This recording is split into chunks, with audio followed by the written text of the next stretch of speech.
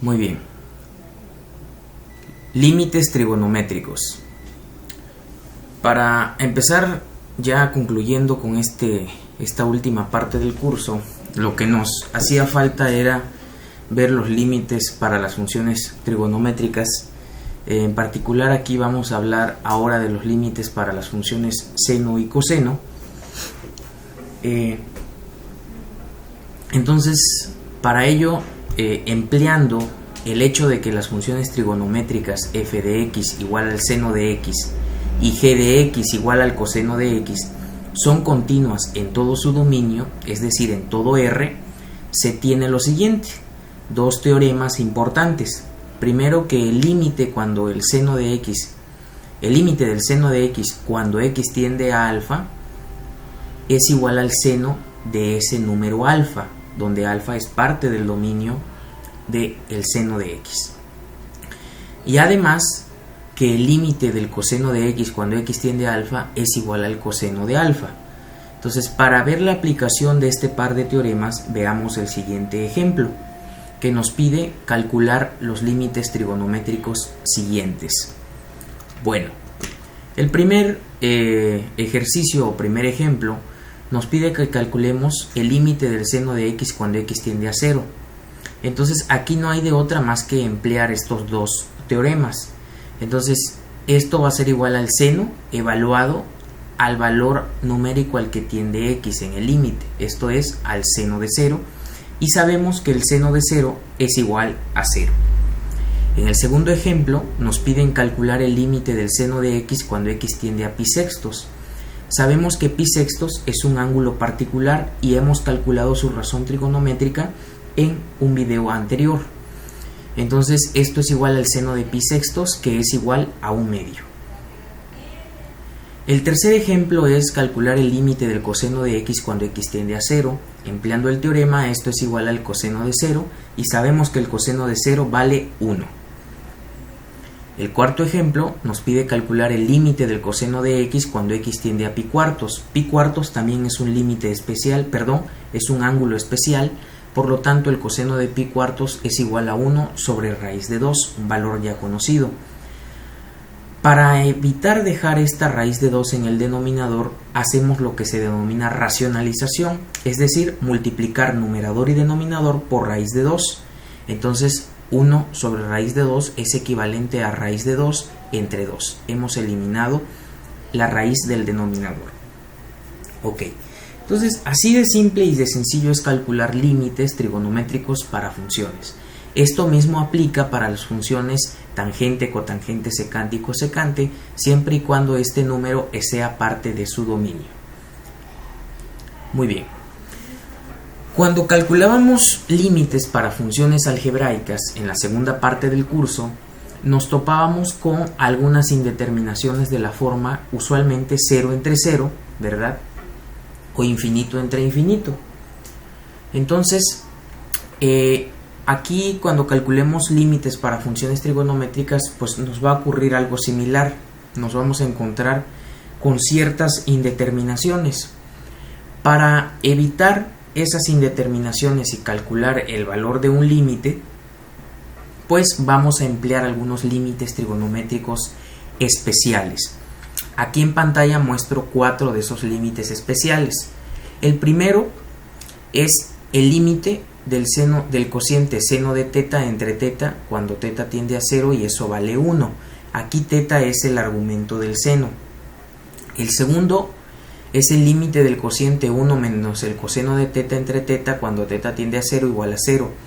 Esencialmente nos vamos a encontrar frecuentemente con este par, en la necesidad de utilizar este par de límites especiales, pero también están estos dos que nos van a auxiliar también de vez en cuando, y es el límite del cociente tangente de teta entre teta cuando teta tiende a 0 igual a 1, y el límite del cociente 1 menos el coseno de teta entre teta elevado al cuadrado cuando teta tiende a 0 igual con 1.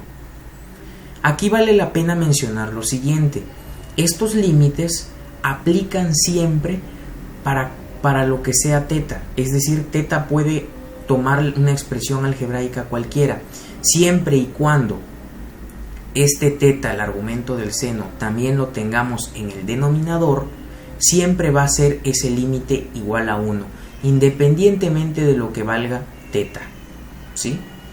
Entonces, por ejemplo, si tenemos el límite del seno de 3 teta entre 3 teta cuando teta tiende a 0, pues ese límite va a ser igual a 1, porque aquí me percato de que tengo en el argumento 3 teta y en el denominador también tengo 3 teta, ¿sí?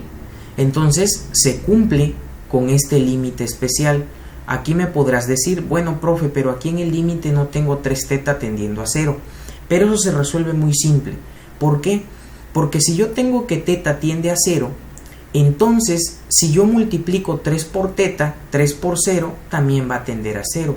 Entonces aquí pues no tomamos en cuenta eso, es decir, no le colocamos el 3 para tener 3 teta, simple y sencillamente porque no importa el número que yo le ponga aquí delante de teta, 3, 5, n por teta, si teta tiende a 0, también ese número, 3 por teta, ese producto se va a ir a 0.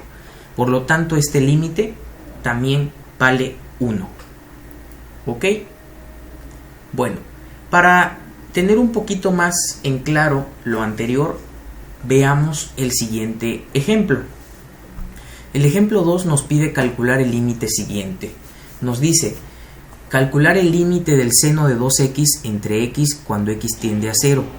¿Sí? Entonces, antes de meternos a calcular el límite, pues vamos a ver cuánto valen sus partes, es decir, numerador y denominador, para ver si tenemos una indeterminación o lo podemos calcular directamente. Tenemos el límite de x cuando x tiende a 0 y esto es igual a 0. Sustituimos literalmente el 0 donde está la x. Y ahora vamos con el límite del numerador. El límite cuando x tiende a 0 del seno de 2x es igual al seno de 2 por 0, el seno de 0, que es igual a 0. Y en efecto tenemos una indeterminación de la forma 0 entre 0. Entonces, para eliminar esa indeterminación y calcular el valor de ese límite que puede existir, porque el denominador vale 0, empleamos el límite especial.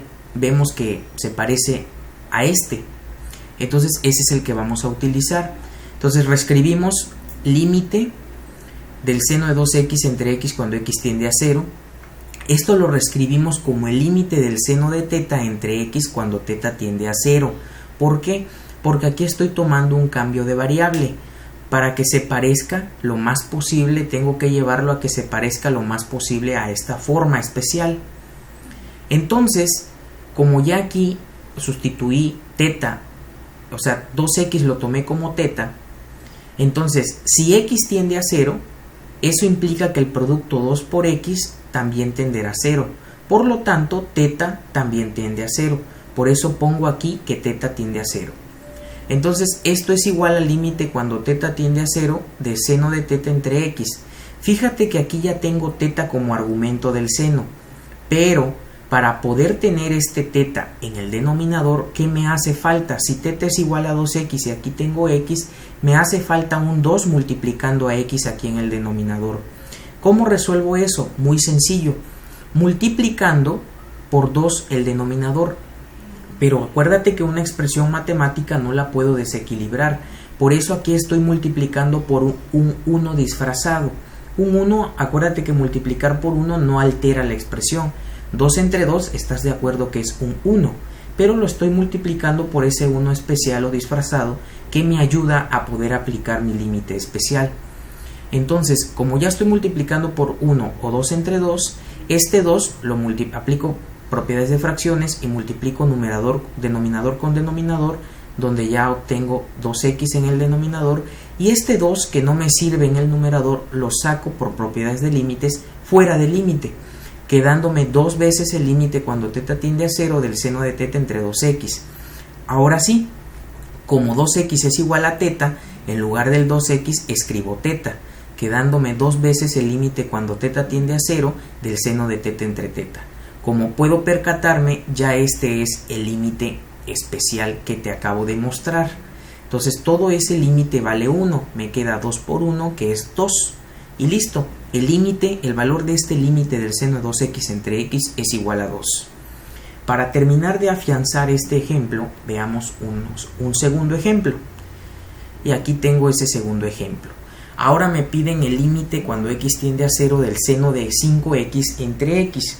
Como podemos darnos cuenta, se trata de un ejemplo muy similar al anterior, pero date cuenta de que en el anterior como que invertimos mucho tiempo en eso de los cambios de variable, haciendo la sustitución a teta. Aquí nada más vale la pena identificar qué tipo de límite especial tenemos que aplicar. Aquí, de nueva cuenta, tendríamos, por el parecido que tiene, tendríamos que aplicar el primer límite especial. Entonces, aplicando ese límite especial, nos hace falta o ya nos percatamos de que en el argumento tenemos un 5x. Entonces, para poder aplicar ese límite necesitamos 5x en el denominador. Pues muy sencillo, como ya dije ahora, en lugar de proponer ese cambio de variable, pues directamente ya multiplicamos por 5 en el denominador y por 5 en el numerador para no alterar. Entonces tenemos el límite cuando x tiende a 0 de 5 seno de 5x por entre 5x. Este 5, como no me sirve de nada en el numerador, lo boto fuera del límite por propiedades de límites y me queda 5 veces el límite cuando x tiende a 0 de seno de 5x entre 5x. Aquí es donde viene el paso del cambio de variable. Imagínate que yo llamo a 5x, lo llamo teta, ¿sí? Entonces, si teta es igual a 5x y si x tiende a 0, entonces 5x tiende a 0. Entonces teta tiende a 0. Por eso digo que el seno de 5 veces el límite de teta tendiendo a 0 es igual al seno de teta entre teta igual a 5 por 1, que es 5. Pero esto es haciendo el cambio de variable. Para ahorrarnos ese tiempo que invertimos haciendo ese cambio de variable, pues mejor nos saltamos de este paso al siguiente, que es el 5 veces el límite, ¿verdad?, de cuando x tiende a 0 del seno de 5x entre 5x. Aquí, como ya identifiqué que se trata de ese límite especial y estoy cumpliendo, sí estoy cumpliendo porque el argumento del seno es 5x y en el denominador tengo 5x. Ahora, por lo que ya te había comentado, aquí no importa si nada más tengo la x o el 5x. Si x tiende a 0, entonces 5x también va a tender a 0, por lo que ya habíamos comentado. Entonces todo este límite se reduce al límite especial que vale 1, 5 por 1, que es igual a 5. Espero que haya quedado claro este ejemplo o este par de ejemplos, y en posteriores videos estaré subiendo más ejercicios resueltos al respecto. Hasta la próxima.